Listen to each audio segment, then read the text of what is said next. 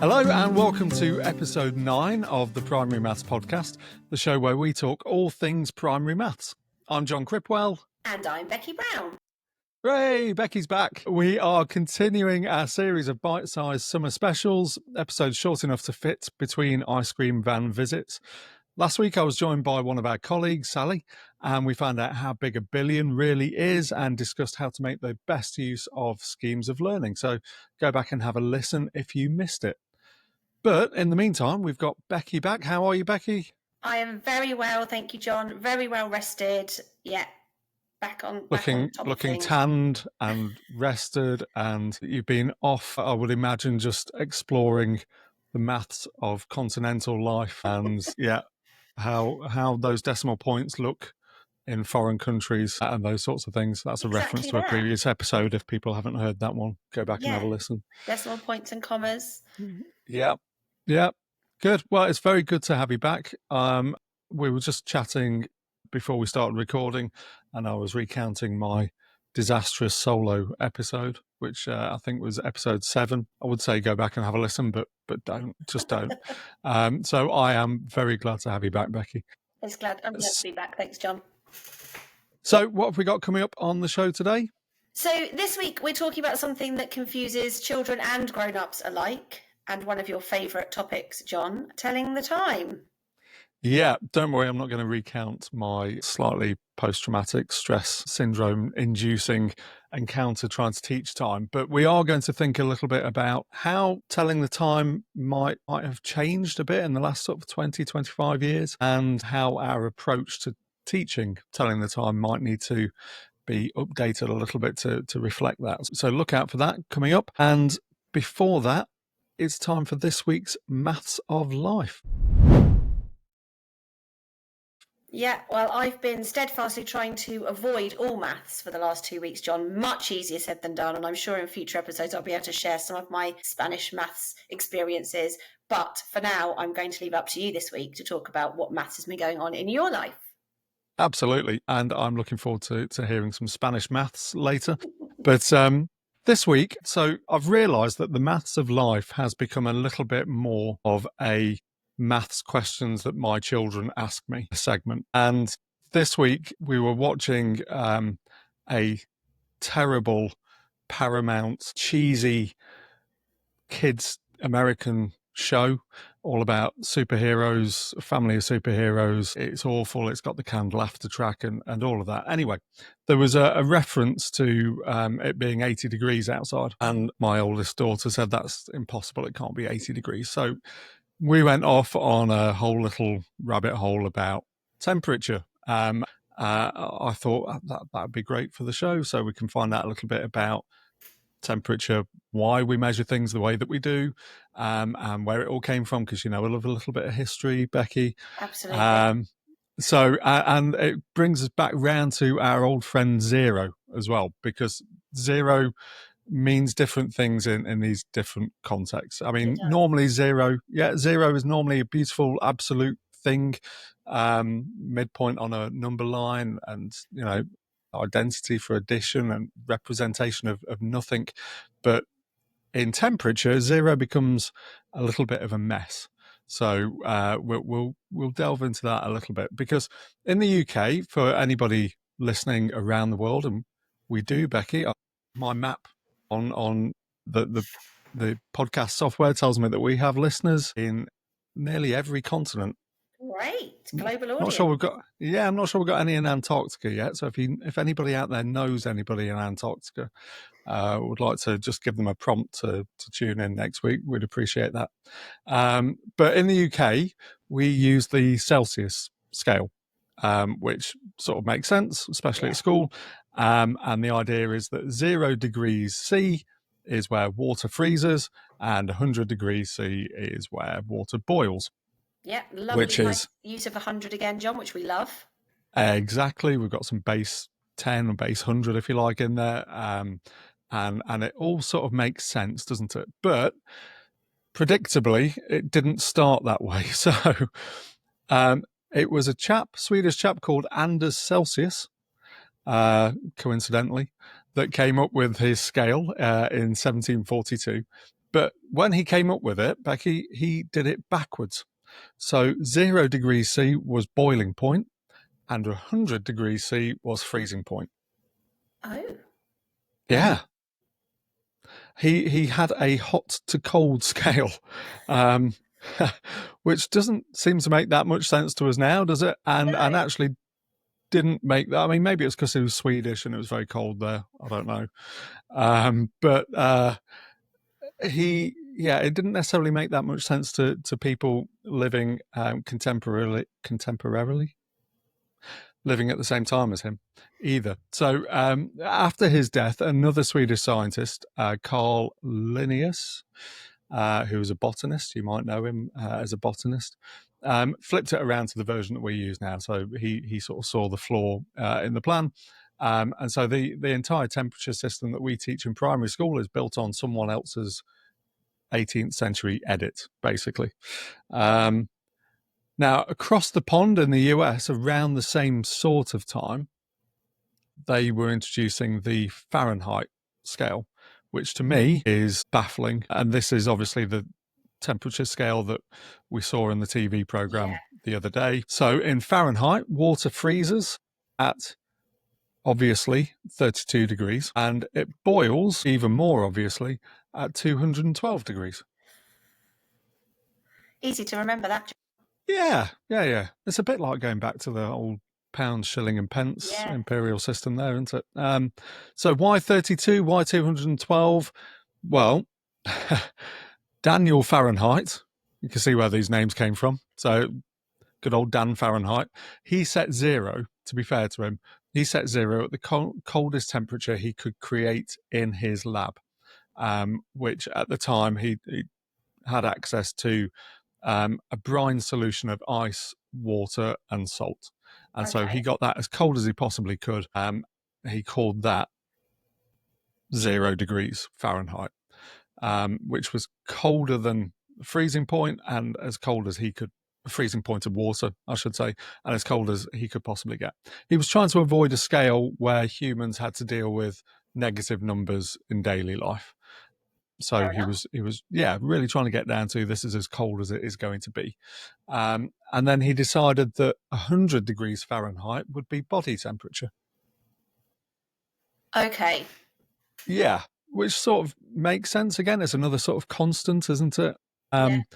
Although actually body temperature is 98.6 degrees Fahrenheit. But, you know, Close it's enough. close. Yeah, close enough. And despite all of this, it caught on. Particularly in the US. And now we have to deal with Americans talking about a high of 80 degrees while we're still, you know, shivering at sort of 15, 16 degrees. So this obviously wouldn't do from a scientific point of view. I know where you're going, Jon. So we needed a third scale to be brought in now, not one that we teach in primary particularly. You might touch on it in science, I suppose. But this is the Kelvin scale. Now, I don't know who the Kelvin scale is named after. I'm guessing it's somebody Kelvin, but I haven't done that research. I've just realised. But this is where we get seriously scientific about these things. So 0 Kelvin. It's not degrees Kelvin.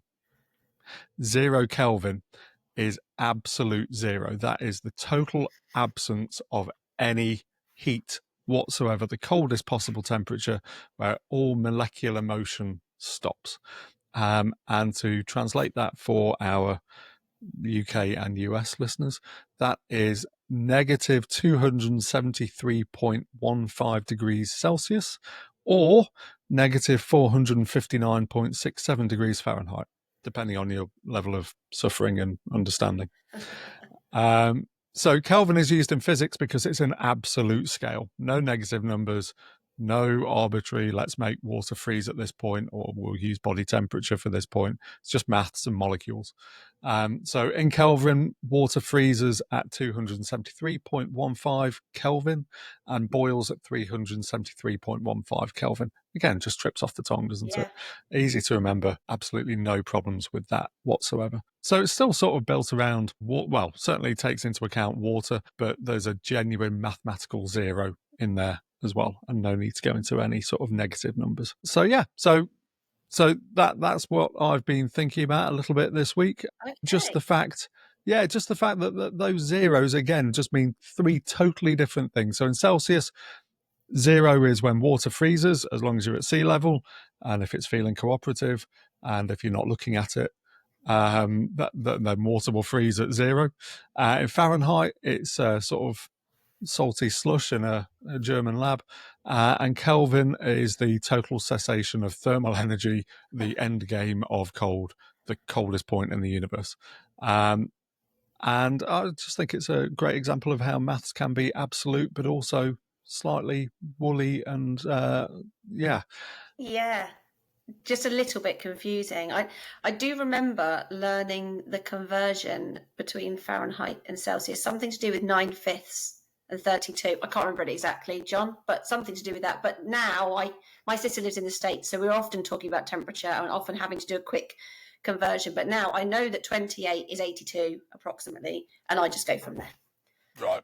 Well, that's the thing, though. So the conversion's tricky because clearly it was never made to be converted, was it? The two systems came up completely independent of each other. And so somebody had to work out a conversion, but it's not a nice, neat one, sadly. So, yeah. So that's the maths of life for this week. And that's what I've been thinking about and what my daughter's been questioning me about this week.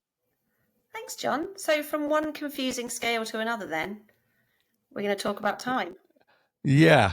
So this has come up, I think it's fair to say, Becky, because we've been having these conversations, haven't we, amongst ourselves and some of our other colleagues, including Sally, who listeners will have met last week, and Lisa, who also works with us, and Rachel. And there's been a whole team of people involved in thinking very deeply about how we can best introduce the concept of time to young children within the confines, to a large extent, of the national curriculum and in a way that makes sense to them. Because I don't know about you, Becky, but every time I've tried to teach time, there's been a mixture of confusion, blank looks. Yeah. And this is mostly from the other staff in the room. So, yeah, it's something that I think a lot of teachers have found tricky to deal with, but also a lot of children have found difficult to comprehend. So, yeah, that's what I thought we'd tackle this week in a nice, quick skip through how best to teach time. Again, we've spent as a group about 2 or 3 hours on this so far, and we still haven't quite mapped it all out yet. But it's interesting, and I thought it might be something nice to share. Yeah, I think it is interesting, and we were always talking about the history of maths, aren't we, John? And I was thinking about analog and digital time and how time has changed in the last, I think you said the last 25 years, but I went back a little bit further and just started thinking about, well, actually, before that, we were looking at water clocks and sundials and all things like that. So you wouldn't want to go back to that, would you? No, I mean, that was before even my time. When we were talking about this yesterday, we were talking about digital clocks and how, whether they were a recent thing. And I said, no, I had a Casio calculator watch in the 80s, maybe early 90s. So definitely digital time is not a new thing, is it? But No. we've definitely come a long way from, the early days of trying to figure out the time from where the sun is in the sky. Yeah, definitely. And you wouldn't, I mean, you do occasionally see an ornamental sundial somewhere, don't you? But not very often. Whereas you still see, well, trying to think about the balance between analog and digital. And I think you're right. Digital time was always around. I think when I was growing up in the 80s, it was on the microwave or on the video. Yep. Yeah. But our clocks were always analog. The video, Becky. God, you're showing your age there. So a video was a way that we used to record things before the internet came along. Yes. Yeah. Yeah. For our younger listeners. And I think I have an analog clock in every room. I was thinking about this when our conversation happened, and my eldest son, I remember when he went on one of his very first play dates, he came home and commented on it, the fact that his friend didn't have clocks in every room. But I think I love a clock. I don't know if it's the mechanism inside it or just the ornamentalness of it. You can get themed clocks. I love an analog clock. Having said that, there are digital clocks everywhere, aren't they? I've got one on my computer screen. There's one on my smart speaker. There's one on my phone. There's one on if I wore a watch, it probably would be digital. Yeah, without moving my head, I can see 4 digital times right now and no analog times. You have just reminded me, actually, with the sundial thing. of BBC, I think it was a BBC clip, of the late Queen and David Attenborough wandering around the garden, I think at Buckingham Palace, and there was a sundial, and it was in the shade of a tree. Yeah, and even the Queen sort of said, I don't know why that's absolutely pointless that that's been put there. So it looks very nice, but serves zero purpose whatsoever. Yeah. But no, you're right. Digital time, digital clocks are ubiquitous. And so when I was doing some research into the best way to introduce time to children, the latest research sort of suggests that actually digital time is much easier to understand. You're only dealing with 4 digits, and you don't have to worry about, if you're telling the time using the language of, instead of saying 10 past 9, you're saying 9:10, then you are literally just reading, aren't you, the digits on the display, which makes life a lot easier for younger children. I suppose the challenge then is relating what that time means in the context of their day or their life. Yeah, because the concept of time is quite tricky anyway, isn't it?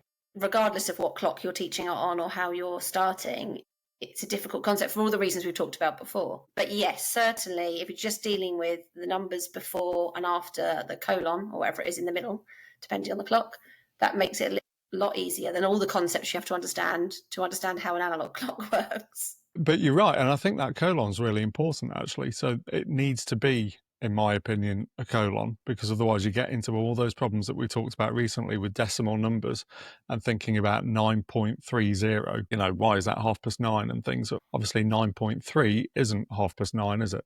So I think it's really important that when we're representing digital time, we do use a colon to separate the hours and the minutes. And then I suppose you could have seconds as well, but I certainly wouldn't introduce that too early. So let's go back to EYFS then, Becky. What might time look like in EYFS? Well, time is everywhere, isn't it? Children will come to school, hopefully, having already heard a lot of language around time. We use it all the time, not necessarily in a maths context, but, we're always talking about what's going to happen tomorrow, or, it's a scary time when your child learns how long a minute actually is when you're saying in a minute. But they will already have lots of experience of language. So I think it's just making sure you're using on that language in a way that is relevant to them, thinking about their daily life, what they're doing, what's happening before lunch, after lunch, the language of morning and afternoon, and then playing with clocks, I guess, in a sort of role play situation is a good place to start. Yeah, absolutely. It's funny, though, that you mention finding out how long a minute is, because that definition of a minute can certainly stretch, can't it, in a less formal scenario. So yeah, we'll do that in a minute. Could mean in 30 seconds. It could mean, a week next Tuesday, depending on what that thing is that you're going to have to do. So yeah, so in EYFS, all that sort of language, learning that language is really important, as you say, beginning to get hands-on with some manipulatives with clocks, analog clocks, those sorts of things. And I suppose songs and, thinking about calendar time and the seasons, visual timetables and reception, all those things are really important. So then moving into year 1, I think this is where we would traditionally sort of introduce o'clock and half past. Yeah. And I think there's still an argument, certainly for o'clock. I think that makes sense. The slight issue with half past is whether the children have got that conceptual understanding of what a half is at that age, and therefore whether it's best to move on to half past at this point. So again, when I was doing a little bit of research, and it's fair to say there isn't a huge amount of academic literature about this. I think it's been not ignored, Avoided. possibly not. Yeah, not top of the agenda. It's fair to say. So when we look at some other jurisdictions like China, Shanghai, Singapore, they introduce half past and quarter past and things after they've introduced the fractional idea of those concepts as well. And they also have a slight linguistic, what's the word? Advantage? Thank you. They also have a slight linguistic advantage in that they don't necessarily use terms like 10 past and 10 to. So there's a little bit of an advantage there in how they describe the time, because I think that's where time can get particularly confusing. So trying to avoid some of those until our children are a little bit older, have had a little bit more time to develop their cognitive functions, maybe. Yeah, because otherwise you're not teaching it conceptually, are you really? You're just teaching, they're learning a word, and that might, what that might look like on a clock face, whatever the clock face is. We're not really learning why it's called half past and what a half is if you don't have a bit of an understanding of fractions. No. And as you've said, though, some of this language will come into their everyday life, won't they? You know, we're going out for break at 9:30 or 10:30 or whatever. But in terms of actually teaching it, if you want to teach it to a good level of understanding, I think you need those concepts of what a half is and what a quarter is and things. So the other thing to bear in mind is, of course, that in those other jurisdictions, year one, the children tend to be a year older than our children in year one. So when you're comparing the two curricula, it's useful to bear that in mind as well, because I do think developmental milestones are really important at that age. Children are going to be able to cope with the cognitive difficulty of having all these different concepts in their head at one time when they're trying to read an analog clock, which is why I think starting with digital time these days is probably the way forward, and starting to build some concept of what time is and what the numbers on digital clock mean before you jump into trying to teach it through an analog clock. Children are more familiar with it. The numbers make more sense. You can be very careful about the language that you use. So instead of saying 9:10, you can say 9 hours and 10 minutes, or 9:10, I think is perfectly fine. And just begin to develop an understanding of different durations, in their everyday lives, and save some of the more complex things for year two and even into year three. Yeah, because if you think about an analog clock, John, there are so many concepts involved in that, aren't there? There's the fractions we've already talked about. There's really having an understanding that it's a number line represented in a slightly different way. There's understanding the hands. Even that is quite complicated, particularly when it's not obvious which one's which all the time. In teaching clocks, it tends to be, but on a clock you might see, sometimes it's hard to work out which one's which. So there's lots to take in there. And I think you're right. I think developmentally, it does make sense maybe to leave it for a little bit later. There's a great bit of stand-up comedy from the famous comedian Dave Allen on trying to teach his son to read a clock, a watch. If you haven't seen it, I'll put a link in the show notes because it is well worth it. It's available on YouTube. You can just go and have a look at it. It is well worth using. I've used it in staff meetings before to just reinforce how difficult it is to teach time. Yeah, so there's all those things that you've mentioned. And also, the fact that the 1 on the clock means 1, but it also means 5, and the 2 means 2, but it also means 10. And in between the 1 and the 2, there is 6, 7, 8, and 9. And the top number is 12, but then the next number is 1. There's a lot, isn't there, to try and keep in your head. And then you've got the 2 and the past. So the past, I think, is easier because it's 10 minutes past the hour that you're talking about, that the hour hand is pointing to. But when you get round the other half of the clock, you're then looking towards the next hour. So that whole language changes again, and you have to be thinking, okay, well, it's not 10 o'clock yet, but it is 20 minutes to 10 o'clock. And then you start having to do some subtraction to work out, how many minutes it is to. Honestly, there is so much. Yeah. So I think definitely if you can save some of that for year two, towards the end of year two and into year three. So my suggestion would be that year two, we can introduce 1/4 and 1/4 and telling the time to the nearest 5 minutes on an analog clock.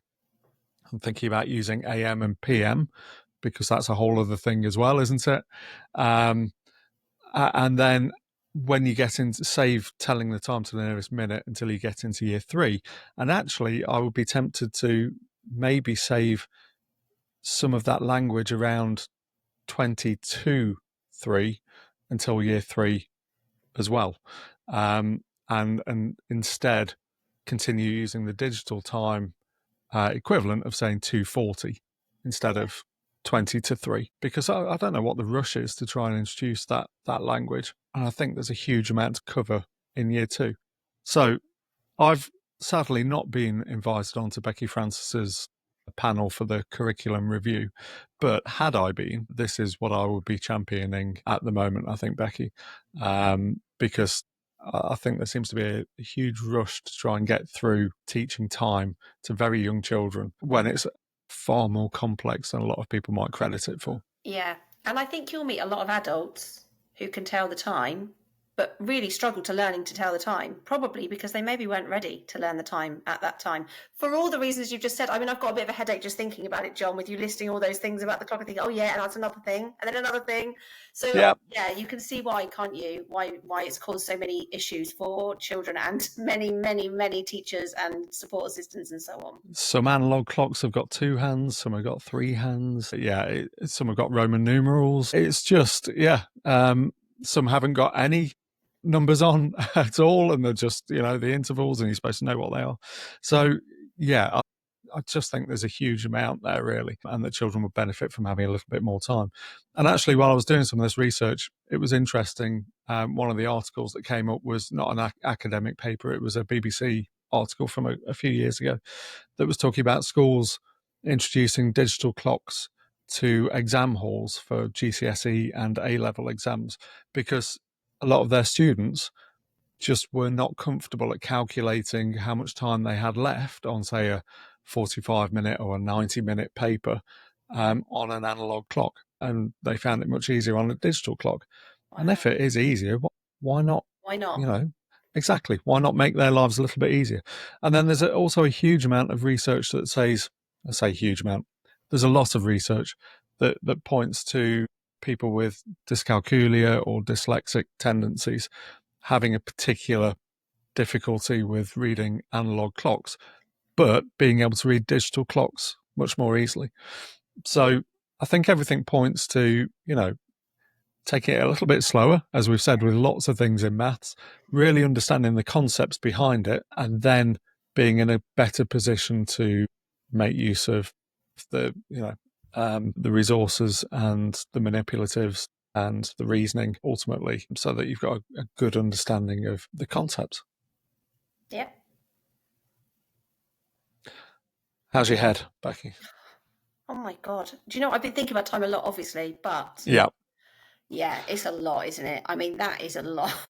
It is a lot. It is a lot. A part like that. Yeah. So I think it's probably time for a rest, and it is probably just about all we have time for this week. So don't forget, if you'd like to get in touch, we would love to hear from you. You can find us on LinkedIn, you can find us on Instagram, on TikTok. You can also email us at primarymathspodcast@twinkle.co.uk. And whether your pupils are still mixing up quarter past and quarter pounder, or confidently converting train timetables into spreadsheets, we hope that helped. Absolutely. And if you've enjoyed this summer series, give us a follow, leave us a review, or just tell a friend or colleague. Really helps to spread the word. We'll be back next week with another summer special, and we're also looking forward to September, when we'll have full-length episodes again and some brilliant guests. In the meantime, thanks for listening and have a great week.